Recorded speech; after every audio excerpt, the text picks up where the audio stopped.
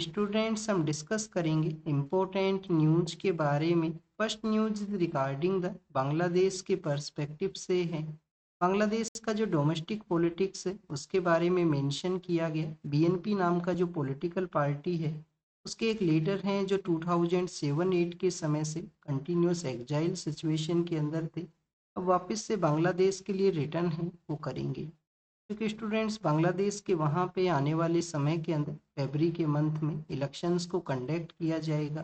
और इन लीडर का जो मदर हैं जो कि former prime minister of Bangladesh है, उनका भी हेल्थ कंडीशंस है वो बेटर नहीं है, तो इस वजह से इनके द्वारा रिटर्न है वो किया। स्टूडेंट्स फरवरी के समय में बांग्लादेश के वहाँ पे इलेक्शंस ही कंडक्ट नहीं होंगे, एक रेफरेंडम भी कैरी आउट किया जाएगा।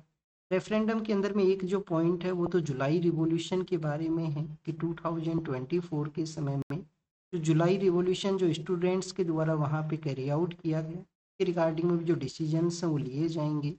आने वाले समय के अंदर में बांग्लादेश का जो पावर स्ट्रक्चर है उसको किस तरीके से चेंज करना है, जो प्रेसिडेंट है उनको मोर पावर वहाँ पे ग्रांट करना है, या आप देखिए कि जो बाईकैमरल सिस्टम है उसको इस्टेब्लिश करना है, तो इसके रिगार्डिंग में भी जो डिसीजंस हैं वो रेफरेंडम के अंदर वहाँ पे कैरी आउट होंगे। रेफरेंडम बेसिकली क्या हुआ करता है? रेफरेंडम एक डायरेक्ट डेमोक्रेसी का टूल हुआ करता है। डायरेक्ट डेमोक्रेसी बेसिकली क्या है कि पीपल्स के द्वारा यहाँ पे जो डिसीजंस हैं वो लिए जाएं, डायरेक्टली वे के अंदर में जो पीपल्स हैं वो यहाँ पे डिसीजंस को कैरी आउट करें।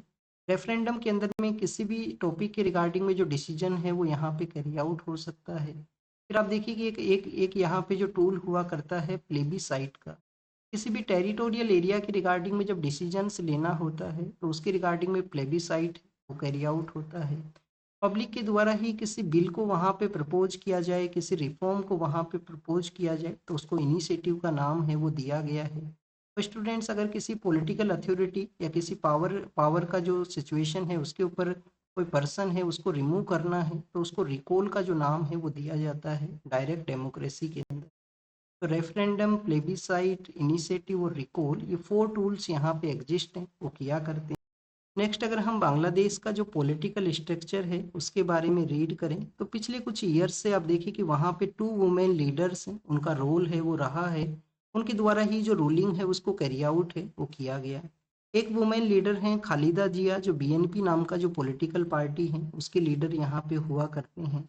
अदर जो लीडर हैं वो शेख हसीना हैं, आवामी लीग नाम का जो पॉलिटिकल पार्टी है उसके ये लीडर हैं। अब देखिए कि स्टूडेंट्स अब आपके लिए यहाँ पे क्वेश्चन है वो रेज होता है कि बीएनपी का जो पॉलिटिकल लीडर हैं खालिदा जिया, या फर्स्ट जो इस्लामिक कंट्रीज हैं उनका फर्स्ट यहाँ पे वुमेन प्राइम मिनिस्टर के रूप से या वुमेन लीडर के रूप से उनका इलेक्शन है वो हुआ था। तो अब देखिए कि उनसे पहले पाकिस्तान के अंदर में बेनजीर भुट्टो नाम के एक लीडर हैं जो कि पावर को सिक्योर हैं वो कर चुके थे 1988 के समय में। तो पाकिस्तान के वहाँ पे बेनजीर जो भुट्टो हैं, बेनजीर भुट्टो जिनको कि लेटर फेज में असैसिनेट है वो कर दिया गया था 2007-8 के समय में। तो बेनजीर भुट्टो 1988 के समय में फर्स्ट जो इस्लामिक कंट्रीज के जहाँ पे इस्लामिक जो रिलीजन है वो मेजोरिटी के अंदर में है उनके फर्स्ट वुमेन लीडर के रूप से इलेक्ट हैं वो होते हैं।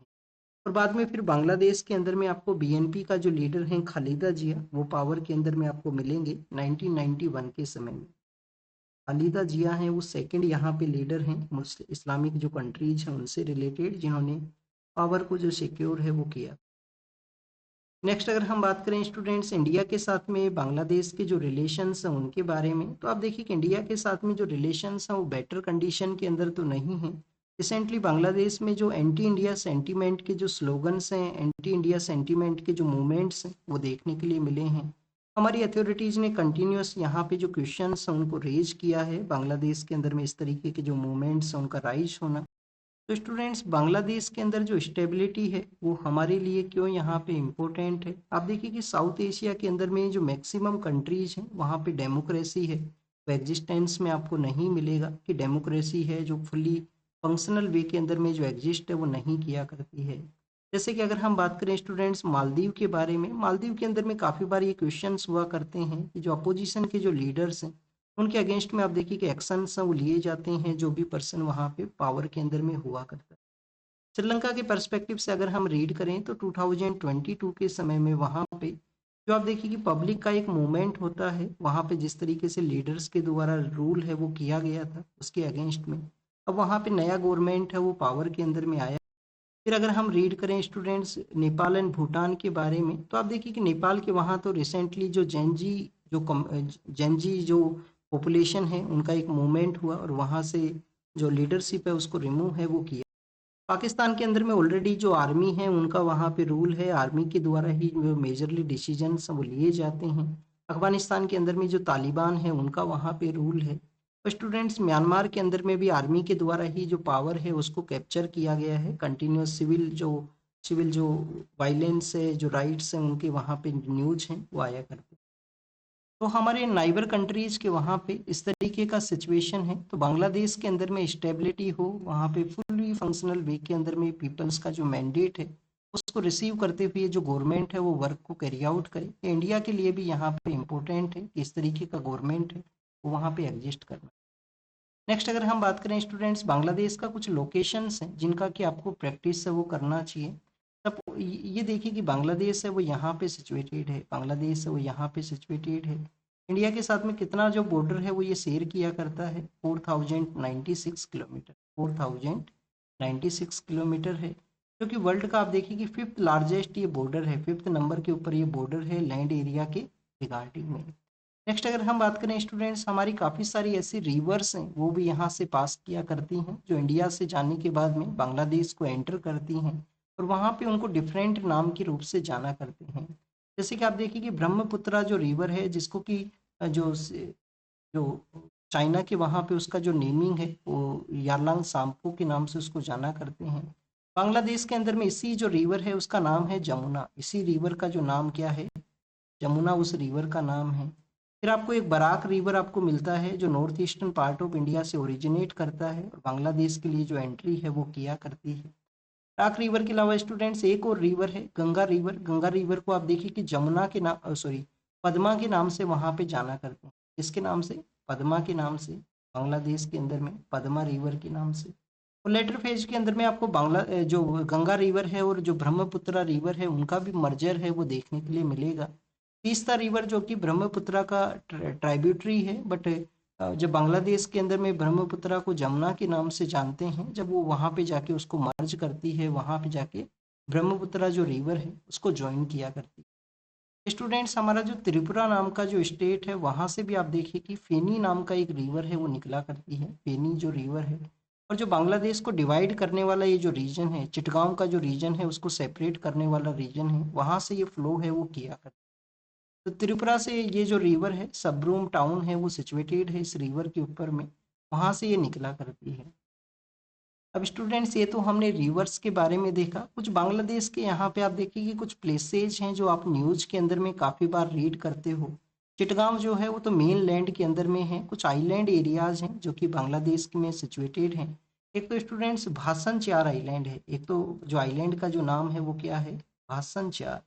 भासन चार आइलैंड किसके लिए फेमस है कि जो रोहिंग्याज कम्युनिटी हैं जो माइग्रेशन को कैरी आउट करते हैं म्यांमार से बांग्लादेश के लिए या इंडिया के लिए। तो आप देखिए कि भासन चार आइलैंड के वहाँ पे रोहिंग्याज का जो रिहेबिलिटेशन है उसके कैंप्स को सेटअप किया गया है। एक और आइलैंड है, आइलैंड का नाम है कोक्स बाजार। आइलैंड का जो नाम है वो क्या है स्टूडेंट्स, कोक्स बाजार है। जो इस बांग्लादेश का सदर्न एक्सटेंशन है, यहाँ पे आप देखिए कि इस एरिया में आपको जो कोक्स बाजार नाम का जो आइलैंड है वो आपको देखने के लिए मिलेगा। और इसी का जो कम्प्लीटली जो सदर्न एक्सटेंशन है वहाँ पे एक आइलैंड और सिचुएटेड है जिसको कि सेंट मार्टिन आइलैंड के नाम से जानते हैं। इसके नाम से स्टूडेंट्स, सेंट मार्टिन आइलैंड। अब ये जो सेंट मार्टिन आइलैंड है वो क्यों न्यूज के अंदर में था, जब 2024 के समय में शेख हसीना को रिमूव करते हुए जो स्टूडेंट्स का मूवमेंट है उसके थ्रू जब उनको रिमूव कर दिया गया और वो जो इंडिया के लिए आए हैं, तो उन्होंने इंटरव्यू के अंदर बताया है कि यूएस अथॉरिटीज हैं जो सेंट मार्टिन आइलैंड के वहाँ पे अपना जो डिफेंस फोर्सेज का जो बेस है उसको सेटअप करना चाहते थे, बे ऑफ बंगाल का जो एरिया है उसको रेगुलेट करने के रिगार्डिंग में, और उन्होंने उसको डिनाई किया था। आप देखिए कि वेस्टर्न पावर्स के द्वारा उनके डोमेस्टिक पॉलिटिक्स के अंदर इंटरवेन करते हुए उनको पावर से जो टोपल डाउन है वो कर दिया गया। तो 3 प्लेसेज हैं जो आपको प्रैक्टिस करने हैं, भासन चार आइलैंड है, कोक्स बाजार है, सेंट मार्टिन जो आइलैंड है उसके बारे में। चिटगांव का जो हिली ट्रैक का जो एरिया है, ये जो सदर्न एक्सटेंशन है जहाँ पे चिटगांव का जो एरिया है वो सिचुएटेड है। चिटगांव हम फ्रीडम मूवमेंट के दौरान में भी रीड करते हैं 1929 के समय में। मास्टर सूर्य सेन का जो लीडरशिप है उसके अंदर में आप देखिए कि चिटगांव के वहाँ पे किस तरीके से मूवमेंट होता है। और कुछ समय के लिए जो चिटगांव है वो ब्रिटिश अथॉरिटीज का जो पावर है उससे आप देखिए कि उनका कंट्रोल के अंदर में नहीं था। तो ये बांग्लादेश का पॉलिटिक्स के बारे में हमने देखा। नेक्स्ट अगर हम बात करें अरावली का जो हिल्स है उनके बारे में है। रिसेंटली आप देखिए कि अरावली हिल्स के वहाँ पे जो प्रोटेस्ट है वो देखने के लिए मिला है। सुप्रीम कोर्ट के द्वारा बेसिकली जो डायरेक्शंस हैं, सुप्रीम कोर्ट का जो डायरेक्शंस आया है कि जो 100 मीटर से जो अबाउ माइनिंग एरिया है, सॉरी 100 मीटर से जो अबाउ हिली एरिया है वहाँ पे जो माइनिंग है वो नहीं किया जाएगा। बिलो द जो 100 का एरिया है वहाँ पे माइनिंग है उसको अलाउ कर दिया। बट ये माइनिंग जब ही अलाउ होगा जिससे पहले कि आप देखिए कि सस्टेनेबल जो माइनिंग है, सस्टेनेबल माइनिंग का जो यहाँ पे मैनेजमेंट प्लान है जो एग्जिस्टेंस में आई। अब हमारा जो मिनिस्ट्री ऑफ इन्वायरमेंट है उनके द्वारा भी डायरेक्शन है वो इश्यू किया गया है। 3 स्टेट्स के जो चीफ सेक्रेटरीज हैं उनको यहाँ पे डायरेक्शन इश्यू किया गया। एक तो गुजरात के जो चीफ सेक्रेटरी हैं, राजस्थान के हैं और हरियाणा के हैं। इनको आप देखिए कि डायरेक्शन इश्यू ये किया गया है कि जब तक यहाँ पे नई लीज है उनके रिगार्डिंग में जो मैनेजमेंट प्लान है वो फाइनलाइज नहीं होता है, आपके द्वारा जो नई माइनिंग का जो लीज है उनको अलाउ है वो नहीं किया जाएगा। और ऑलरेडी जो एग्जिस्टिंग माइनिंग्स हैं उनको भी आप देखिए कि जो जो यहाँ पे जो परमिशंस हैं उनको फॉलो है वो करना होगा, जो नॉर्म्स है उनको फॉलो है वो करना होगा स्ट्रिक्टली वे के अंदर में। Students, one of the oldest एक जियोलॉजिकल फीचर है हमारे कंट्री के वेस्टर्न पार्ट के अंदर में अरावली हिल्स। अरावली हिल्स का जो इम्पोर्टेंस है वो क्या है? इम्पोर्टेंस ये है कि हमारा जो जो डेजर्ट का एरिया है वेस्टर्न पार्ट के अंदर में, थार डेजर्ट का एरिया, उसको आप देखिए कि कंट्रोल करता है, उसको ये रेगुलेट किया करता है। इसका जो नेगेटिव अगर हम रीड करें तो नेगेटिव क्या है? नेगेटिव इसका ये है कि जो हमारा साउथ वेस्ट मानसून का जो विंड्स हुआ करती हैं उसी के डायरेक्शन के अंदर में इसका सेटअप होना, इसी वजह से राजस्थान के वहाँ पे जो कम बारिश है वो हुआ करती है। बट कुछ कुछ माउंटेन रेंज हैं वो इस तरीके से हैं कि वहाँ पे मॉइस्चर को वो रोक पाती हैं। हाइट भी इनका काफ़ी कम है, अगर हम जो नॉर्मल हिल्स हैं उनके साथ में कंपेयर करें तो काफ़ी कम इनका हाइट है। अब स्टूडेंट्स यहाँ पे जो बेसिकली प्रोटेस्ट है वो किया गया है, उसके बिहाइंड में रीजंस है वो क्या है? हमारा जो फॉरेस्ट सर्वे ऑफ इंडिया बताता है कि जो 100 मीटर का अगर क्राइटेरिया को कंसीडर किया जाएगा जो कि राजस्थान में 2006 के समय से एग्जिस्टेंस में है, तो आप देखिए कि जो 92% के आसपास जो यहाँ पे हिल्स हैं वो ओपन रहेंगे माइनिंग के लिए। ओनली 8% है वही 100 का जो हाइट है उससे अबाव एरिया के अंदर में है। अब आप देखिए कि मोर अगर माइनिंग होगा, मोर माइनिंग होता तो कंटिन्यूस जो एयर क्वालिटी है उसके अंदर में डिक्लाइन होगा, कंटिन्यूस जो ग्राउंड वाटर है उसके अंदर में डिप्लीशन आपको देखने के लिए मिलेगा। ये काफ़ी कुछ ऐसे इश्यूज हैं जो हुआ करते हैं मोर माइनिंग की वजह से या हमारे जो हिली एरियाज हैं उनके डिस्ट्रक्शन की वजह से। नेक्स्ट अगर हम बात करें स्टूडेंट्स, हमारा जो मेट्रो है दिल्ली के अंदर में उसके बारे में मेंशन है वो किया गया है। अभी रिसेंटली मेट्रो का जो ऑपरेशन है उसको कुछ ईयर्स हैं वो कंप्लीट हुए हैं। 24 दिसंबर का वो समय है। दिल्ली मेट्रो डीएमआर से जिसको बोला करते हैं, दिल्ली मेट्रो रेल कॉरपोरेशन, 24 दिसंबर 2002 के समय इसका जो ऑपरेशनल फेज है जो एग्जिस्टेंस में आता है दिल्ली मेट्रो का। और समय के साथ में काफ़ी सारे जो स्ट्रेच हैं, काफ़ी सारी जो लाइंस हैं उनको डेवलप है वो किया गया है। कोई येलो लाइन है, कोई ब्लू लाइन है। Students, one of the important आप देखिए कि ये ट्रांसपोर्ट का सिस्टम है जो कि जिसको फॉलो करने का ज़रूरत है अदर सिटीज़ के अंदर में भी, और अदर सिटीज़ में जिस तरीके से मेट्रो डेवलप हुआ है वो इसी के लाइंस के ऊपर में है। क्योंकि स्टूडेंट्स एक तो आप देखिए कि इन्वायरमेंट के रिगार्डिंग में इम्पोर्टेंट है, क्लाइमेट चेंज के पर्सपेक्टिव से एमिशन को जो कंट्रोल है वो यहाँ पे किया गया है डीएमआरसी का जो मेट्रो सर्विस है उसके थ्रू में। कनेक्टिविटी है वो काफ़ी बेटर है दिल्ली के अंदर में, तो one of the public transport का जो बेटर यहाँ पे इंडिया के अंदर में एग्जाम्पल है उसके रूप से आप इसको इंक्लूड है वो कर सकते हो। नेक्स्ट आप देखिए कि जापान और इंडिया का जो पार्टनरशिप है उसका भी ये एग्जाम्पल है। जापान और इंडिया पार्टनरशिप के थ्रू इसको सेटअप है वो करते हैं। और क्योटो प्रोटोकॉल जो कि क्लाइमेट चेंज के पर्सपेक्टिव से है, क्योटो प्रोटोकॉल जो कि क्लाइमेट चेंज के रिगार्डिंग में कंट्रीज हैं वो कमिटमेंट को कैरी आउट करते हैं।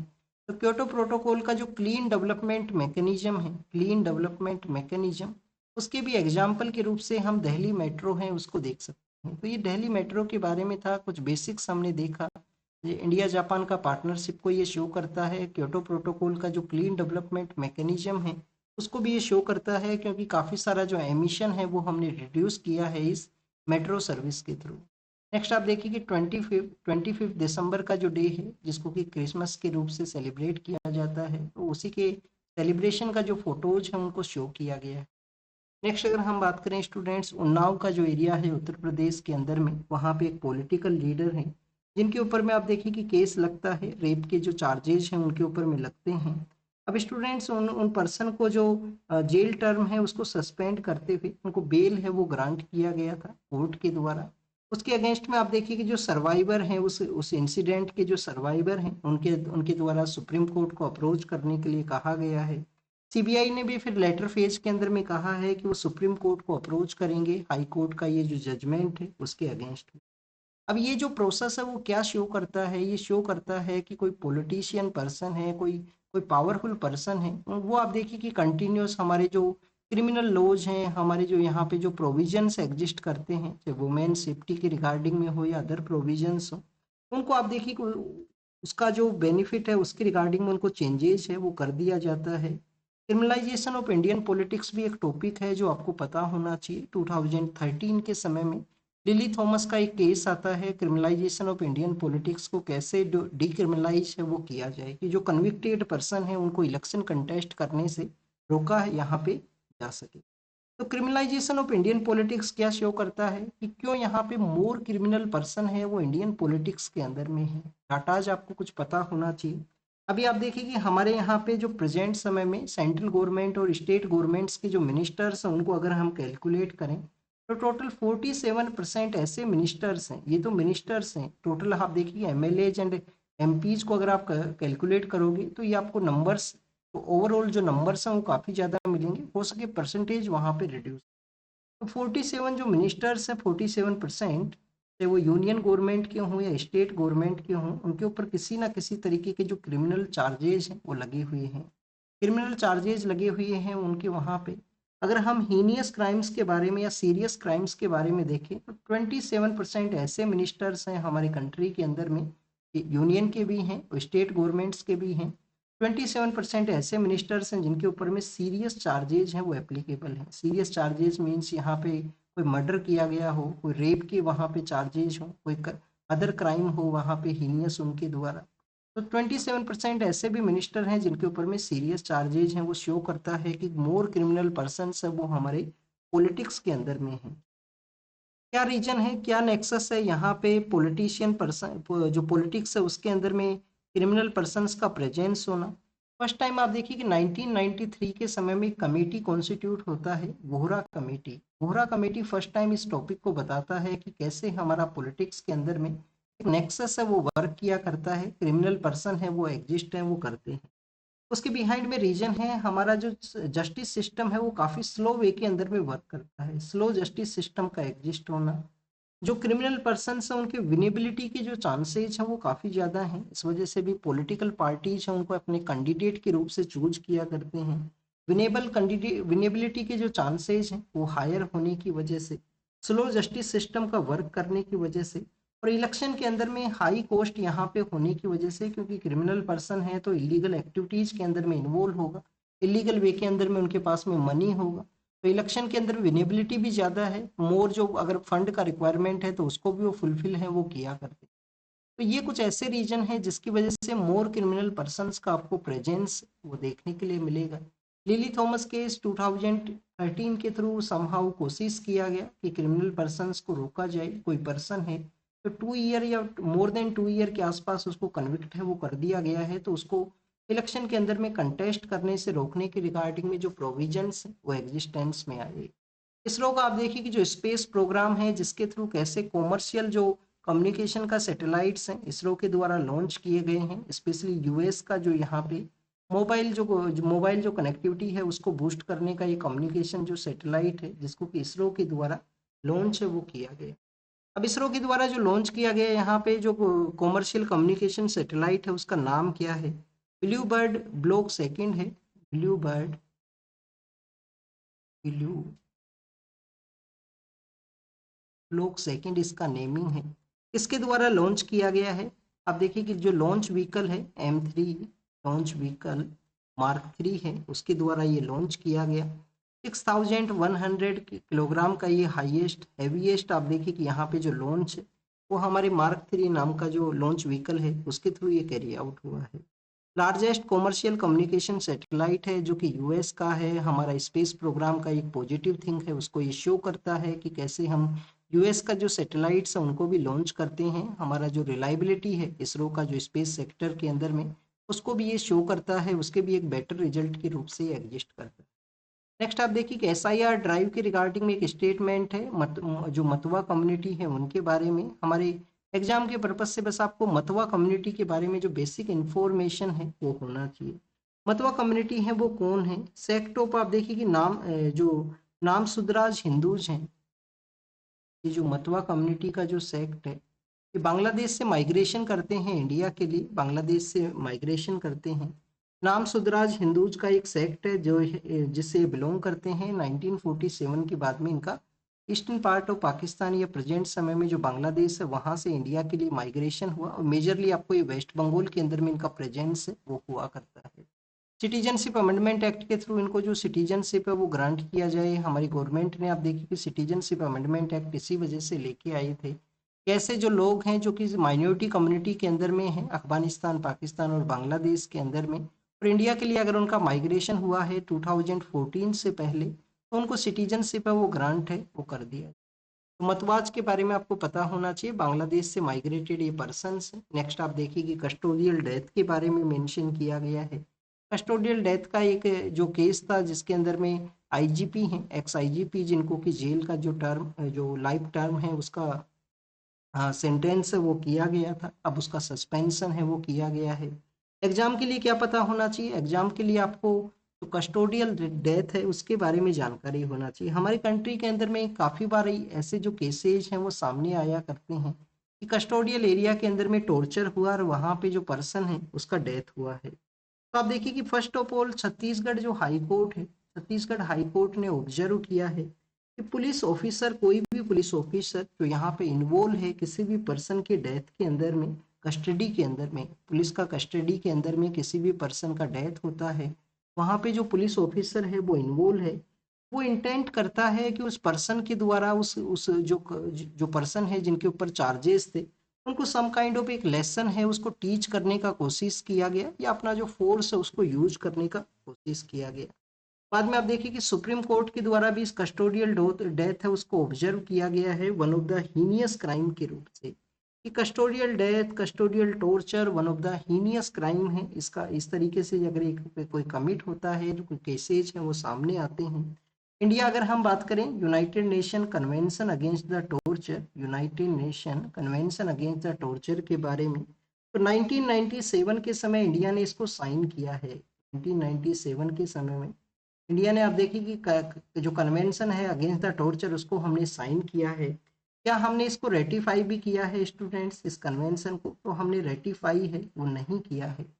नेक्स्ट अगर हम बात करें स्टूडेंट्स एवियन इन्फ्लुएंजा के बारे में है, या आप देखिए कि एवियन फ्लू के बारे में है जिसको कि हम बर्ड फ्लू के नाम से भी जानते हैं। स्टूडेंट्स कुट्टानाड का जो एरिया है केरल के अंदर में, कुट्टानाड का एरिया जाना करते हैं डक फार्मिंग की वजह से। कुट्टानाड का जो एरिया है वो किसकी वजह से जाना करते हैं? डक फार्मिंग की वजह से। बट कंटिन्यूस वहाँ पे H5N1 का जो बार बार रिकर होना, H5N1 बार बार आप देखिए कि रीअपीयर होना, तो उसकी वजह से वहाँ पे जो डक फार्मिंग है उसको इम्पैक्ट हुआ है, उसको थ्रीटन्ड जो कंडीशन है वो देखने के लिए मिलता है। पिछले 11 ईयर्स के अंदर में 7 टाइम जो एवियन फ्लू है, 7 टाइम जो एवियन फ्लू के जो केसेज हैं वो वहाँ पे सामने आए हैं। लोग आप देखिए कि जब डक्स हैं उनको एक प्लेस से लेकर अदर प्लेस के लिए ले जाया करते हैं, इस वजह से भी इसके जो केसेज हैं उसके स्प्रेड का जो रीजन है वो बताया गया है। अब हमारे एग्जाम के लिए क्या पता होना चाहिए आपको? कुट्टानाड के बारे में आपको जानकारी होना चाहिए। अब देखिए कि कुट्टानाड है वो कहाँ पे सिचुएटेड है? कुट्टानाड है केरल के वहाँ पे। हमारे FAO food and agriculture organization के द्वारा कुछ ऐसी एग्रीकल्चर प्रैक्टिस हैं जिनको कि हेरिटेज एग्रीकल्चर प्रैक्टिस के नाम से जाना किया गया है। जैसे कि स्टूडेंट्स हमारा जो कश्मीर का एरिया है वहाँ पे क्रेवाज जो हुआ करते हैं, क्रेवाज के अंदर में सेफ्रॉन का जो कल्टीवेशन किया जाता है, क्रेवाज के अंदर में सेफ्रॉन का जो कल्टीवेशन किया जाता है, ऐसा ही एक प्रैक्टिस है जो उड़ीसा के वहाँ पे भी है, और कुट्टानाड का जो एरिया है केरल के अंदर में, वहाँ पे below the sea rice farming, below the sea, below the sea rice farming जो किया जाता है, ये कुछ ऐसी प्रैक्टिस हैं जिनको कि हेरिटेज एग्रीकल्चर प्रैक्टिस के रूप से कंसीडर है, वो किया गया। उड़ीसा के वहाँ पे वो प्रैक्टिस कहाँ पे होती है, ये आपका होमवर्क है जो आपको बताना है ग्लोबल हेरिटेज एग्रीकल्चर जो प्रैक्टिस है उसके रिगार्डिंग। नेक्स्ट अगर हम बात करें स्टूडेंट्स, पंचायती राज इंस्टीट्यूशंस जो हैं उनका पंचायत का एक्सटेंशन होना शेड्यूल एरिया के रिगार्डिंग में। अब स्टूडेंट्स जो पेशा का जो डे है जो कि 24 दिसंबर के समय में 24 दिसंबर को ऑब्जर्व किया जाता है ऐसे पेशा एक्सटेंशन डे के रूप से, या पंचायत का एक्सटेंशन शेड्यूल एरियाज के रिगार्डिंग में। तो स्टूडेंट्स इस डे को ऑब्जर्व है वो किया गया है विशाखापट्टनम के वहाँ पे। फेस्टिवल को सेलिब्रेट किया गया पेशा महोत्सव को लोक संस्कृति का जो उत्सव है उसके रूप से। हमारे कंट्री के अंदर में जो ट्राइबल पॉपुलेशन है उसका 8.6% है, टोटल पॉपुलेशन का 8.6% है वो ट्राइबल पॉपुलेशन है हमारी कंट्री के अंदर में। अब आप देखिए किस तरीके से ट्राइबल कम्युनिटीज का प्रेजेंस है, कुछ ऐसे एरियाज हैं जहाँ पे इनका लार्जर प्रेजेंस है, तो उन एरियाज के अंदर में जो पंचायत सिस्टम को एक्सटेंड किया गया तो उन लोगों का जो लोकल जिस तरीके के कंसर्न्स है उनको इंक्लूड करते हुए इसका पंचायत सिस्टम का वहाँ पे एक्सटेंशन है वो हुआ है। आर्टिकल 224 आर्टिकल 244 है जो मेंशन करता है यहाँ पे शेड्यूल एरिया के रिगार्डिंग में। शेड्यूल एरिया हमारे प्रेजेंट समय में कौन कौन से स्टेट्स हैं जहाँ पे एग्जिस्ट किया करते हैं, तो टोटल आप देखिए कि हमारे यहाँ पे 10 के आसपास वो स्टेट है जहाँ पे जो शेड्यूल एरियाज हैं वो एग्जिस्ट करते हैं। अभी जो शेड्यूल एरिया है वो शेड्यूल 5 के अंदर में मेंशन है, शेड्यूल 5 के अंदर में ये मेंशन है। शेड्यूल 6 के अंदर में क्या है, आसाम, मेघालय, त्रिपुरा और मिजोरम के वहाँ पे जो ऑटोनोमस काउंसिल्स हैं वो क्रिएट होती हैं शेड्यूल 6 के अंदर में। शेड्यूल एरियाज के बारे में देखें तो स्टूडेंट्स आंध्र प्रदेश के वहाँ पे हैं, आंध्र प्रदेश है। फिर आप देखिए कि छत्तीसगढ़ है, आंध्र प्रदेश के अलावा छत्तीसगढ़ है, गुजरात है, गुजरात के अलावा हिमाचल प्रदेश है, हिमाचल प्रदेश है, झारखंड है, झारखंड है, झारखंड के अलावा स्टूडेंट्स मध्य प्रदेश है, मध्य प्रदेश है, मध्य प्रदेश के अलावा महाराष्ट्र है, महाराष्ट्र है। फिर उड़ीसा, राजस्थान और तेलंगाना है, उड़ीसा, राजस्थान, तेलंगाना है। विशाखापट्टनम के अंदर में इस महोत्सव को जो सेलिब्रेट किया गया, एक कल्चरल का जो जितना भी कल्चरल थिंग्स हैं, डिफरेंट डिफरेंट जो वर्क्स हैं उनका मिक्सचर के रूप से ये वो इमर्ज है वो हुआ है। अलग अलग पार्ट से जो ट्राइबल कम्युनिटीज हैं वो वहाँ पे पहुँचे हैं। इन्होंने किसी कम्युनिटी के द्वारा अपना जो टॉय मेकिंग का जो प्रोसेस है वुड वुड के साथ में उसको शो किया गया। इन्हीं ने अपना जो फूड का जो कल्चर है उसको यहाँ पे शो किया गया है। तो कल्चर का जो मिक्सिंग पॉइंट के रूप से ये इमर्ज हुआ है। पेशा का जो महोत्सव जो कि विशाखापट्टनम के वहाँ पे ऑब्जर्व है वो किया गया है। आर्टिकल 244 हमने देखा कहाँ कहाँ पे जो शेड्यूल 5 के अंदर में जो एरियाज हैं जो जहाँ पे ये शेड्यूल एरिया हैं जो डेजिग्नेट हुआ करते हैं उन स्टेट्स के बारे में हमने यहाँ पे रीड किया। नेक्स्ट अगर हम बात करें स्टूडेंट्स, यहाँ पे जो मेंशन किया गया है टू इम्पोर्टेंट पर्सनैलिटीज के बारे में है। 25 दिसंबर का जो डे है इन टू इम्पोर्टेंट पर्सनैलिटीज का आप देखिए कि बर्थ डे के रूप से इसको ऑब्जर्व है वो किया जाता है। अटल बिहारी वाजपेयी साहब जो कि हमारे 3 टाइम्स आप देखिए कि प्राइम मिनिस्टर हैं वो रहे हैं। अभी यूएन के वहाँ पे इनके द्वारा अपना स्पीच है वो दिया गया था हिंदी के अंदर में जब इनको सेंड किया गया था वहाँ पे। तो स्टूडेंट्स ये आप देखिए कि हमारे one of the important leader हैं जिनके समय में न्यूक्लियर टेस्टिंग है उसको कैरी आउट किया जाता है, पोखरण के अंदर में सेकेंड न्यूक्लियर टेस्टिंग है। और भी काफ़ी सारे जो रिफॉर्म्स हैं वो लिए गए थे, जैसे सर्व शिक्षा अभियान के बारे में हम रीड करते हैं। और जो हमारे जो रोड कनेक्टिविटी के लिए जो क्वाड्रिलेटरल आप देखिए कि हाईवेज हैं जिनको बनाया गया चतुर्भुज, जो स्वर्णिम एक योजना आया था। प्रधानमंत्री जो सड़क योजना है वो उनके समय में आता है, जबकि रूरल विलेज को उनका जो हेडक्वार्टर है, डिस्ट्रिक्ट हेडक्वार्टर है, उसके साथ में उसको कनेक्ट करना हो। तो 3 टाइम्स के लिए हमारे जो प्राइम मिनिस्टर हैं वो रहे हैं अटल बिहारी वाजपेयी साहब। नेक्स्ट हमारे यहाँ पे मदन मोहन मालवीय हैं, उन इन बोथ पर्सनैलिटीज को जो भारत रत्न का जो अवार्ड है वो दिया गया था। मदन मोहन मालवीय का अगर हम इम्पोर्टेंट कंट्रीब्यूशन के बारे में देखें तो इनको महामना के नाम से भी जाना करते हैं। 4 टाइम्स आप देखिए कि जो इंडियन नेशनल कांग्रेस के जो सेशन हैं, 4 टाइम्स इंडियन नेशनल कांग्रेस के जो सेशन हैं वो इनके द्वारा हेड किए गए थे। 1909 के समय में लाहौर का सेशन है, 1909 के समय में लाहौर सेशन इनके द्वारा हेड किया गया। 1913 के समय में जो दिल्ली सेशन है, 1913 के समय में दिल्ली सेशन को हेड किया गया।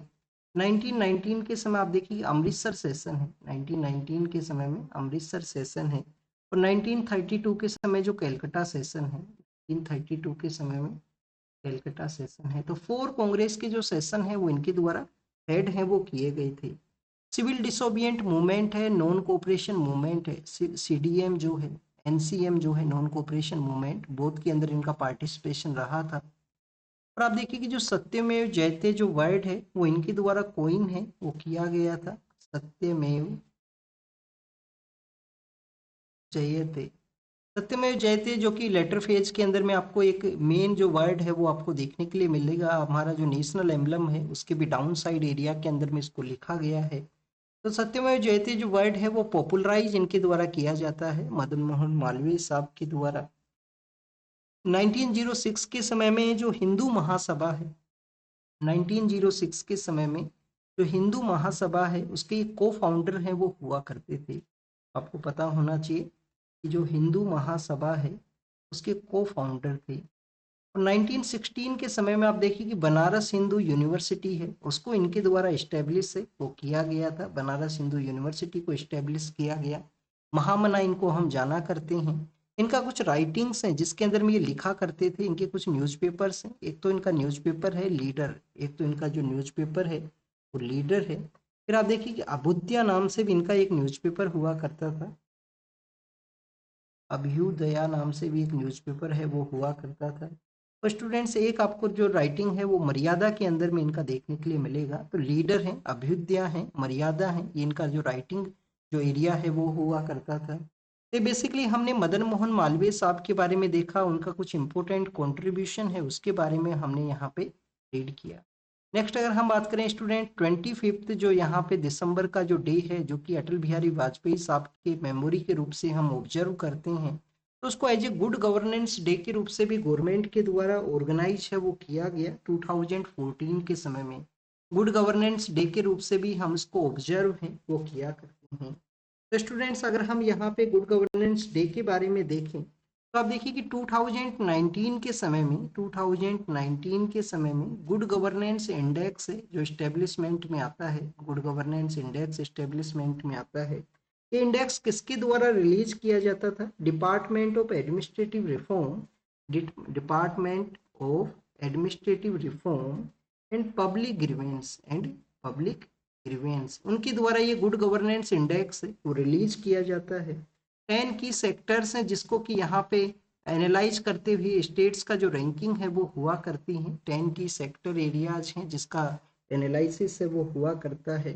फर्स्ट ऑफ ऑल आपको गुड गवर्नेंस का जो डेफिनेशन है वो पता होना चाहिए। तो आप देखिए कि यूएन का जो प्रिंसिपल है गुड गवर्नेंस के रिगार्डिंग में वो मेंशन करता है कि ऐसा जो गवर्नेंस का स्ट्रक्चर जो कि पार्टिसिपेटरी हो, जिसमें लोग पार्टिसिपेट हैं वो करें, कंसेंसस वहाँ पे बिल्ड किया जाए। तो पार्टिसिपेटरी हो, कंसेंसस ओरिएंटेड हो, अकाउंटेबल हो, ट्रांसपेरेंट हो, रेस्पॉन्सिव हो, इफेक्टिव हो। इफेक्टिव के अलावा आप देखिए कि इफेक्टिव, एफिशिएंट और इक्विटेबल वहाँ पे जो वर्क है वो रहे, और इंक्लूसिव और रूल ऑफ लॉ का जो एग्जिस्टेंस रहे गवर्नेंस स्ट्रक्चर के अंदर में, वो गुड गवर्नेंस का कैटेगरी के अंदर में उसको हम काउंट है वो किया करते हैं। 10 की पैरामीटर्स हैं वो हमने यहाँ पे देखे हैं। तो 10 की पैरामीटर्स हैं स्टूडेंट्स, एक तो है पब्लिक हेल्थ, एक तो कौन सा है, एक तो है public health.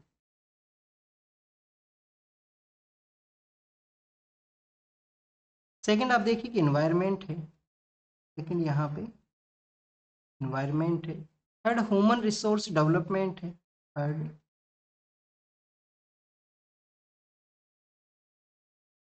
Human resource development है।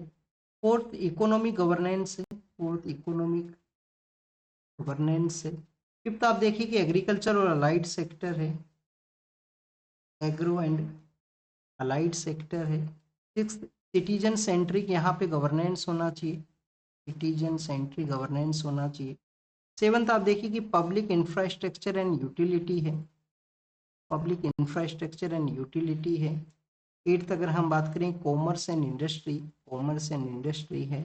नाइन्थ आप देखिए कि जुडिशरी एंड पब्लिक सेफ्टी है, जुडिशरी एंड पब्लिक सेफ्टी है, और सोशल वेलफेयर एंड डेवलपमेंट है, सोशल वेलफेयर एंड डेवलपमेंट। ये 10 की पैरामीटर्स हैं जिसके ऊपर गुड गवर्नेंस इंडेक्स के अंदर में स्टेट्स का जो रैंकिंग है वो हुआ करती है। नेक्स्ट अगर हम बात करें स्टूडेंट्स तेलंगाना के बारे में है, तेलंगाना के वहाँ पे आप देखिए कि 5 जो जीआई टैग्स हैं जिनका फाइनल स्टेज के अंदर में पहुंच चुके हैं, जल्दी उनको जीआई टैग का जो स्टेटस है वो दे दिया जाएगा। काफ़ी सारे ऐसे जो एरियाज हैं जिसके रिगार्डिंग में जीआई टैग हैं वो फाइल किए गए थे तेलंगाना गवर्नमेंट के द्वारा। अगर हम इन जीआई टैग्स के बारे में रीड करें तो नारायणपेट ज्वेलरी है, नारायणपेट का जो एरिया है, नारायणपेट ज्वेलरी है। फिर आप देखिए कि यहाँ पे हैदराबाद पियर्स है, हैदराबाद के अंदर में पियर्स का वर्क हुआ करता है। बंजारा ट्राइबल ज्वेलरी है, बंजारा जो कम्युनिटी है उनका ट्राइबल ज्वेलरी है। बंजारा कम्युनिटी वैसे आप देखिए कि काफ़ी सारे स्टेट्स में मिला करता है। 2016 के समय यूपीएससी ने क्वेश्चन पूछ लिया था कि बंजारा एक कम्युनिटी है जो न्यूज में हुआ करता है, वो क्या है, क्या वो आर्ट से रिलेटेड है? तो आप देखिए कि ये ट्रेडर्स हुआ करते हैं। ट्रेडर्स कैसे? क्योंकि ये एक विलेज से दूसरे विलेज को माइग्रेट करते हैं थिंग्स को सेलिंग के रिगार्डिंग में। तो बंजारा जो ट्राइबल कम्युनिटी है उनका जो ज्वेलरी है, बंजारा ट्राइब ज्वेलरी है, उसको भी यहाँ पे जीआई टैग है वो दिया जाएगा। बंजाराज का एक नीडल क्राफ्ट हुआ करता है, बंजाराज का एक नीडल क्राफ्ट है, नीडल क्राफ्ट है वो हुआ करता है। और नीडल क्राफ्ट के अलावा स्टूडेंट्स बातिक जो पेंटिंग है जो कि वैक्स के रूप से आप देखिए कि जो कपड़ा है उसके ऊपर में किया जाता है, उसको बातिक जो पेंटिंग्स हैं उनको भी यहाँ पे एज जीआई टैग है वो मिल सकता है। जीआई टैग किसके द्वारा दिया जाता है? आप देखिए कि जीआई टैग दिया जाता है जोग्राफिकल इंडिकेशन जो रजिस्ट्री हैं उनके द्वारा। रजिस्ट्रेशन जो है वो 10 ईयर के लिए हुआ करता है किसी भी प्रोडक्ट का।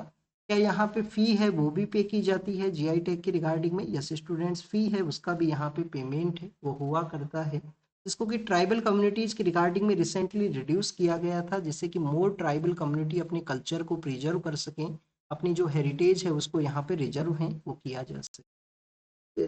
रिसेंटली आप देखिए कि जो तेलंगाना के वहाँ पे कुछ अदर प्रोडक्ट्स हैं जिनको भी जीआई टैग हैं वो मिले हैं, जैसे कि हैदराबाद का जो लैक बेंगल्स है उनको जीआई टैग 2024 के समय मिला था। वारंगल का जो एरिया है जो कि आप देखिए कि काकतिया डायनेस्टी के समय इम्पोर्टेंट रहा है, वारंगल का जो एरिया है, वारंगल का जो चपाता चिल्लीज है, चपाता चिल्लीज है उनको भी जीआई टैग है वो मिल चुका है 2025 के समय। तो ये कुछ रिसेंटली जीआई टैग जिनको मिला है तेलंगाना के वहाँ पे 5 ऐसे एरिया जिसमें फाइनल स्टेज के अंदर में पहुंच चुका है कंप्लीटली, इसको जल्दी ही जीआई टैग है वो मिलेगा, उसका भी यहाँ पे डिस्कशन। नेक्स्ट अगर हम बात करें स्टूडेंट्स हमारे जो रेयर अर्थ एलिमेंट्स हैं उनके बारे में है। आप देखिए कि 2025 का जो समय है वो रेयर अर्थ एलिमेंट्स के रिगार्डिंग में रहा है, उनके एक इंटरसेक्शन के बारे में रहा है। मैक्सिमम कंट्रीज हैं वो क्लाइमेट का जो एम्बिशन है उसको कैरी आउट करते हैं कि रेयर अर्थ एलिमेंट्स उसके रिगार्डिंग में क्लाइमेट एम्बिशियस एक समय है वो रहा। इंडस्ट्रियल पॉलिसी का होना या जियो पोलिटिकल सिचुएशंस का होना, जैसे कि चाइना के द्वारा रेयर अर्थ एलिमेंट्स उनके जो एक्सपोर्ट है उसको रेस्ट्रिक्ट है वो किया गया था। अब मोस्ट इम्पोर्टेंट क्या है? मोस्ट इम्पोर्टेंट ये है कि प्रेजेंट समय में जो कंट्रीज हैं वो यहाँ पे रेयर अर्थ एलिमेंट्स हैं उनको आप देखिए कि ग्रीन ट्रांजेक्शन के लिए तो उनका इम्पोर्टेंट है ही, बट उनका जो कंप्लीटली जो सप्लाई चेन है उसको भी आप देखिए कि कंटिन्यूअस वो है वो यहाँ पे रख सकें। हाई परफॉर्मिंग परमानेंट जो मैग्नेट्स हैं जैसे कि हमारी अथॉरिटीज ने जो डेजिग्नेट किया है जो इलेक्ट्रिकल मोटर्स हैं, विंड टर्बाइंस हैं, उनके लिए जो हाई परफॉर्मिंग जो परमानेंट मैग्नेट्स हैं जिनको कि हम यहाँ पे पोटेंशियल को कैरी आउट करेंगे। जियोलॉजिकल सर्वे ऑफ इंडिया को बेसिकली पावर भी दिया गया है 2031 तक मोर एक्सप्लोरेशन है उसको कैरी आउट किया जाए, जैसे कि हमारे यहाँ पे जो रेयर अर्थ एलिमेंट्स हैं जिनको कि हम जो रिकवर हैं वो कर सकें, कहीं पे अगर मिलने की पोटेंशियल है तो वहाँ पे जो माइनिंग एरिया है उसको कैरी आउट है वो किया जा सके।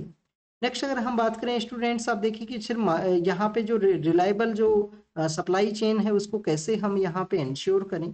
एक तो स्टूडेंट्स किसी अदर कंट्री के साथ में हमारा यहाँ पे जो एग्रीमेंट है वो रहे, रिलायबल जो सिक्योरिटी रिलायबल आप देखिए कि जो कंटिन्यूस ट्रांजेक्शन है उसके रिगार्डिंग में। फिर हमारे यहाँ पे जो मोनेजाइट जो बीच का जो सैंड है, थोरियम का जो प्रेजेंस है, उसको भी हम यूटिलाइज है वो कर सकते हैं नया जो टेक्नोलॉजी है उसके एडवांसमेंट को यूज करते हुए। इसी के पर्सपेक्टिव से नेशनल क्रिटिकल जो मिनरल मिशन है जो एग्जिस्टेंस में आया, नेशनल क्रिटिकल मिनरल मिशन है जो एग्जिस्टेंस में आया है। नेक्स्ट अगर हम बात करें स्टूडेंट्स मनरेगा के बारे में है, आप देखिए कि वर्ल्ड का लार्जेस्ट जो right based public employment programme है वो यहाँ पे इसको बताया गया है, जिसको रिसेंटली बेसिकली सुपरसीड कर दिया गया है विकसित भारत गारंटी फॉर रोजगार एंड आजीविका मिशन ग्रामीण के द्वारा। तो एमजी नरेगा जो कि 2004 के समय में या 5 के समय एग्जिस्टेंस में आता है, एमजी नरेगा के नाम से इसको जाना करते थे इनिशियली इसको नरेगा के नाम से जानते थे। फिर 2009 के समय में एम के गांधी का जो नाम है उसको यूज किया जाता है और एम जी नरेगा है वो एग्जिस्टेंस में आता है, एम जी नरेगा ये एग्जिस्टेंस में आता है। अब आप देखिए अब इसको सुपरसीड है वो किया गया है। जो लॉ है वो एप्लीकेबल था, लीगली एनफोर्सेबल था, डिमांड ड्राइवन वो हुआ करता था, राइट टू एम्प्लॉयमेंट है जो रूरल एरियाज के अंदर में इंश्योर है वो किया करता था। प्रेजेंट समय के अंदर में जो नया कानून यहाँ पे लाया गया विकसित भारत गारंटी फॉर रोजगार आजीविका मिशन जो ग्रामीण है, अब ये इसके द्वारा आप देखिए कि कंप्लीटली जो कोर प्रिंसिपल है उसको चेंज कर दिया गया। कोर प्रिंसिपल को कैसे चेंज किया गया, यहाँ पे सप्लाई ड्राइवन जो फ्रेमवर्क है उसको ये कैरी आउट करेगा। सप्लाई ड्राइवन फ्रेमवर्क के अलावा आप देखिए कि सेंट्रल गवर्नमेंट है उसको मोर पावर है वो यहाँ पे दिया गया है, स्टेट्स का जो ऑटोनॉमी है उसका रिडक्शन हुआ है, स्टेट्स का जो वर्क को डिटरमाइन करने का जो अथॉरिटी था उसके अंदर में भी जो डिक्ला उसके अंदर में भी जो सेंटर का जो कंसेंट है उसका यहाँ पे रिक्वायरमेंट है वो रहेगा। बेसिकली जो चेंजेस हुए हैं उसका यहाँ पे किस तरीके से चेंजेस किया गया, तो यहाँ पे एक पॉइंट बताया गया है पॉलिटिकल एंड आइडियोलॉजिकल जो टर्न होना। गांधी का जो नाम है वो राइट टू वर्क है, वो जो उसको मोरली वे के अंदर में जस्टिफाई है वो किया करता था। सेंटर के द्वारा अब आप देखिए कि जो कैपिंग किया गया है सेंटर जो एम्प्लॉयमेंट सेंट्रलाइजेशन सेक्टर के अंदर में स्टेट्स का जो ऑटोनॉमी है उसको यहाँ पे इरोड कर दिया गया। और एक पर्सन है जीन ड्रेज नाम से एक पर्सन है जो कि प्रोग्राम के प्रिंसिपल एडवाइजर हुआ करते थे, उनके द्वारा कहा गया है कि इफेक्टिव यहाँ पे जो एंड या जो चेंजेस जो हुए हैं, तो बेसिकली ओरिजिनल लॉ है उसको होलो या खोखला है वो करने का कोशिश है वो कर दिया गया है। ग्रेटर फाइनेंशियल ओब्लिगेशन जो स्टेट्स के लिए रहेगा 60-40 का जो यहाँ पे जो फंडिंग पैटर्न है उसके थ्रू रूरल डिस्ट्रेस को इंश्योर करने वाला वो जो कानून था उसको भी आप देखिए कि यहाँ पे सेंटर का जो कंसेंट है, जो सीजनल जो यहाँ पे समय का जो पोज बताया गया है, तो बेसिकली जो वर्कर्स का जो एक जो बार्गेनिंग जो पावर को जो इंश्योर किया करता था कि अगर आप एग्रीकल्चर वर्क के अंदर में इंगेज नहीं करोगे तो हम नरेगा के अंदर में जाएंगे, वहां पे अपना जो लाइवलीहुड है उसको कैरी आउट करेंगे, तो उसको भी ये रिड्यूस है वो करता है। और ग्रेजुअल रेट है उसको बताया गया कि सोशल जो प्रोटेक्शन है जो डिग्निटी है जो एम्प्लॉयमेंट के थ्रू कैरी आउट होता है, अगर यहाँ पे जो राइट टू वर्क है उसको इंश्योर नहीं होगा तो बेसिकली आप देखिए कि जो सोशल जो प्रोटेक्शन है जो डिग्निफाइड करता है राइट टू वर्क उसको उसको ये डिक्लाइन है वो कर सकता है। नेक्स्ट अगर हम बात करें स्टूडेंट्स लेबर लॉज के बारे में है, अभी आप देखिए कि रिसेंटली हमारे जो 4 लेबर एरियाज हैं, 4 लेबर जो कोड्स हैं जिनको की इम्प्लीमेंट है वो किया गया है, तो कैसे ये इम्पेक्ट करते हैं, कैसे ये इनफॉर्मल सेक्टर के जो वर्कर्स हैं उनके लिए वन काइंड ऑफ थ्रेट के रूप से हैं। तो स्टूडेंट्स यहाँ पे बेसिकली बताया गया कि जो 4 कोड्स हैं, 4 कोड्स कौन कौन से हैं, कोड ऑन वेजेज है, कोड ऑन वेजेज के अलावा आप देखिए कि इंडस्ट्रियल रिलेशन है, कोड ऑन वेजेज है, इंडस्ट्रियल रिलेशन है, सोशल सिक्योरिटी है, और सोशल सिक्योरिटी के अलावा स्टूडेंट्स अगर हम यहाँ पे देखें तो occupational health and safety of workers है। तो स्टूडेंट्स इनको पास किया गया बट विदाउट जो 3 कंसल्टेशन है जो वर्कर एम्प्लॉयर और गवर्नमेंट जो रिप्रेजेंटेटिव जो लेबर जो कॉन्फ्रेंस है उसके जो गवर्नमेंट रिप्रेजेंटेटिव हैं उनके बिटवीन में किसी भी तरीके का कंसल्टेशन है उसके थ्रू इनको पास किया गया। कोड्स का जो बेसिकली आप देखिए कि जो इम्प्लीमेंटेशन है, कोड्स का जो इम्प्लीमेंटेशन है, तो जो लेबर राइट्स है यहाँ पे वर्कर्स का उसको डिस्ट्रॉय करता है या थ्रेटन करता है। कोड्स के द्वारा एंडेंजर्ड किया गया है अनऑर्गेनाइज सेक्टर को, जिसके अंदर में अनऑर्गेनाइज सेक्टर का एक एक्ट है जिसको बताया गया। और अनऑर्गेनाइज सेक्टर प्रेजेंट समय के अंदर में हमारा जो 90% वर्क फोर्स है उसको कंट्रीब्यूट किया करता है, और स्टूडेंट्स कंट्रीब्यूट किया करता है 65% ऑफ जीडीपी को अनऑर्गेनाइज जो सेक्टर है। बेसिकली स्टूडेंट्स यहाँ पे मेंशन ये है कि जो बिल्डिंग एक्ट है 1996 का, उसको ऑक्यूपेशनल सेफ्टी के अंदर में नहीं इंक्लूड किया जाना, और सोशल सिक्योरिटी के जो यहाँ पे स्कीम्स हैं उनको सोशल सिक्योरिटी एक्ट के थ्रू बेसिकली जो बेनिफिट है उसको यहाँ पे शो करना, ऐसे कुछ एरियाज हैं जिसके रिगार्डिंग में यहाँ पे कंसर्न्स हैं। नेक्स्ट अगर हम बात करें स्टूडेंट्स, नॉर्दर्न इंडियन ओशियन है उसके बारे में मेंशन है, और वहाँ पे जो न्यू काइंड ऑफ ट्रेंड्स हैं जो देखने के लिए मिले हैं। नॉर्थ इंडियन ओशियन जो कि अरेबियन सी और बे ऑफ बंगाल के बिटवीन एरिया के अंदर में सिचुएटेड है। आप देखिए कि ड्रास्टिकली पिछले कुछ ईयर्स के अंदर में वहाँ पे सेंचुरी में जो चेंज है वो देखने के लिए मिला। फर्स्ट चेंज वहाँ पे मिला है frequency frequency frequency of cyclonic disturbance, वहाँ पे उसका शिफ्ट हुआ है। डिक्लाइन हुआ है डिस्टर्बेंस के अंदर में, बे ऑफ बंगाल के अंदर में कंटिन्यूस आपको डिक्लाइन है वो मिलेगा। अरेबियन सी के अंदर में आप देखिए कि लार्जर जो स्ट्रॉम्स हैं वो हुआ करते हैं, मोर साइक्लोनिक कंडीशंस है वो डेवलप होने लगी हैं। सिविरिटी एंड सिविरिटी जो है वो इंटेंसिफाई करती है। और स्टूडेंट्स यहाँ पे आप देखिए कि सीजनलिटी ऑफ स्ट्रॉम्स हैं उसके रिगार्डिंग में भी कुछ नए जो चेंजिंग जो ट्रेंड्स हैं जो कि नॉर्दर्न इंडियन ओशियन के अंदर में ऑब्जर्व हैं वो किए गए हैं। किलादी एग्जावेशन जो कि आप देखिए कि अर्बन सेटलमेंट का है, वैगई जो रिवर है उसके पास में सिचुएटेड है, और संगम का जो एज है उससे ये बिलोंग करता है। तो उसके बारे में मेंशन ये किया गया है कि जो किलादी एग्जावेशन है जहाँ पे आप देखिए कि फूड का भी कंट्रीब्यूशन है वो हुआ करता था, बेसिकली ये मेंशन है उसके बारे में। फिर आप देखिए कि स्टूडेंट्स यहाँ पे मॉस्किटोज जो हैं वो एक एरिया से अदर एरिया के लिए जो पैथोजेंस हैं उनको कैरी करते हैं, बट यहाँ पे बताया गया कि हाई फ्लाइंग जो यहाँ पे मॉस्किटो हैं वो पैथोजेंस को लार्जर एरिया के लिए माइग्रेट हैं वो किया करते हैं, स्पेशली नाइट के अंदर में मोर देन 100 किलोमीटर के आसपास इनका ट्रेवल है वो हुआ करता है। मैन्युफैक्चरिंग सेक्टर के अंदर में हमारा बैगिंग का सिचुएशन है जिसको कि आप देखिए कि इस सेक्टर के अंदर में अगर प्रॉपर वे के अंदर में हमारा इंक्रीज होता, मैन्युफैक्चरिंग सेक्टर का लार्जर वे के अंदर में कंट्रीब्यूट होता, तो जिस तरीके से चाइना ने अपना डेवलपमेंट किया, जिस तरीके से साउथ कोरिया ने अपना डेवलपमेंट किया, हमारे भी डेवलपमेंट को ये सपोर्ट है यहाँ पे प्रोवाइड करता।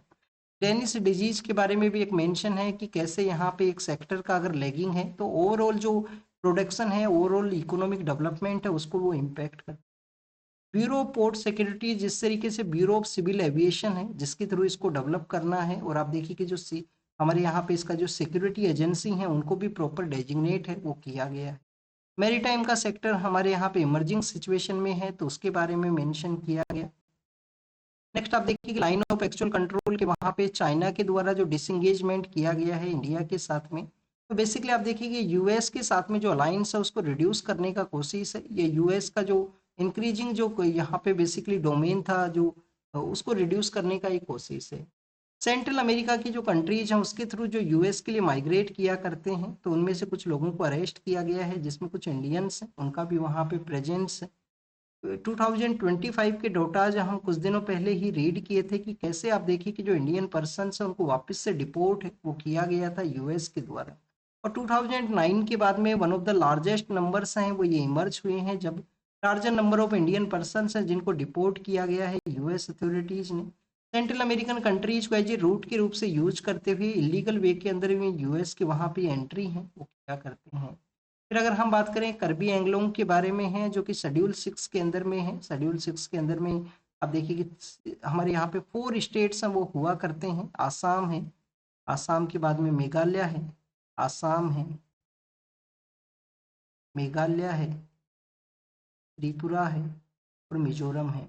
फिर आप देखिए कि फ्यूजिटिव इकोनॉमिक ऑफेंडर्स का एक एक्ट भी है 2018 के समय का, क्योंकि 100 करोड़ से ज़्यादा कोई अगर फ्यूजिटिव ऑफेंस करता है तो उसके अंदर में उसको इंक्लूड किया करते हैं। तो ये पर्सन वो एक वीडियो पार्टी के अंदर में उनको जो शो किया गया है उसके बारे में मेंशन है। और सीबीआई को जो डायरेक्शन इशू किया गया कि डिजिटल जो फ्रॉड्स हैं उनको एग्जामिन करना है पैन इंडिया के अंदर में, कुछ बैंक का एम्प्लॉयज हैं उन्हीं का इन्वॉल्वमेंट है वो बताया गया है एक म्यूल अकाउंट के ऑपरेशन के रिगार्डिंग में। तो बैंक एम्प्लॉयज का भी एक रोल है यहाँ पे, क्यों लार्जर लेवल के ऊपर में बैंक्स के अंदर में ये जो फ्रॉड हैं वो देखने के लिए मिले हैं। आप देखिए कि यहाँ पे जो चाइल्ड का जो स्लेवरी प्रैक्टिस के रूप से जो बताया था कि जो चाइल्ड ट्रैफिकिंग है worst form of slavery practice है, उसी तरीके से सुप्रीम कोर्ट का एक और यहाँ पे ऑब्जर्वेशन है कि जो डोरी का जो प्रैक्टिस हुआ करता है, दहेज का जो प्रैक्टिस हुआ करता है उसको एविल के रूप से बताया गया है। नेक्स्ट अगर हम बात करें स्टूडेंट्स, फिजिकल एक्टिविटीज़ हैं जो कि कैंसर के जो रिस्क है उसको रिड्यूस करती हैं। ऑलरेडी आप देख सकते हो, जब भी हम कैंसर के जो केसेज के बारे में रीड करते हैं तो स्पोर्ट्स पर्सन, आप ओनली आपको एक ही स्पोर्ट्स पर्सन ऐसे मिलेंगे जिसमें युवराज सिंह हैं, जो कि आप देखिए कि उनको युवराज सिंह हैं जिनको कि कैंसर होता है। उसके बाद में भी इंडिया का जो वर्ल्ड कप है उसके अंदर में वो खेलते हैं, और अपना जो मैक्सिमम कंट्रीब्यूट है वो उनके द्वारा किया गया था उस वर्ल्ड कप के अंदर में। तो स्टूडेंट्स ओनली स्पोर्ट्स पर्सन है जिनको कि टू मच फिजिकल एक्टिविटी के बाद में भी ऐसा एक केस है वो सामने आया। इसके अलावा आप देखिए कि लार्जर लेवल के ऊपर में जो रिस्क है उसको रिड्यूस किया जा सकता है कि अगर आप बेटर यहाँ पे फिजिकल एक्टिविटीज हैं उनको किया करते हो। नेक्स्ट अगर हम बात करें स्टूडेंट्स, यहाँ पे बांग्लादेश के बारे में है। आप देखिए कि यहाँ पे बांग्लादेश का सिचुएशन के बारे में मेंशन किया गया। साउथ अफ्रीका का जो जीनोसाइड के रिगार्डिंग में जो केस है इजराइल के अगेंस्ट में, जिसको कि बेल्जियम के द्वारा ज्वाइन है, वो किया गया है। और रसिया का प्लान है कि जो न्यूक्लियर पावर प्लांट है उसके उसके रिगार्डिंग में आप देखिए कि न्यूक्लियर पावर प्लांट जिसको कि मून के ऊपर में डेवलप करने का रसिया का प्लान है विद इन द 1 डिकेड के अंदर में, उसके बारे में मेंशन है। सीरिया की रिगार्डिंग में मेंशन किया गया, सीरिया का सिचुएशन के बारे में मेंशन है। आप देखिए कि रसिया का तो एक बेस है वो भी ऑपरेट हुआ करता था सीरिया के अंदर में। अब पावर का जो चेंज हुआ है तो रसिया फिर से सीरिया के साथ में इंगेज है वो करना चाहता है। जेलेनेस्की के द्वारा रिवील किया गया है रसिया यूक्रेन वॉर के बारे में, यूएस किस तरीके से इस वॉर को जो रुकवा सकता है उसके बारे में मेंशन किया गया, और गजा स्ट्रिप के बारे में है यहाँ पे। This is all the information related to the today's newspaper. आप इसको रीड कीजिए, रिवाइज कीजिए, जो भी इंफॉर्मेशन आपको मिला है उसको नोट डाउन कीजिए। Thank you students, thank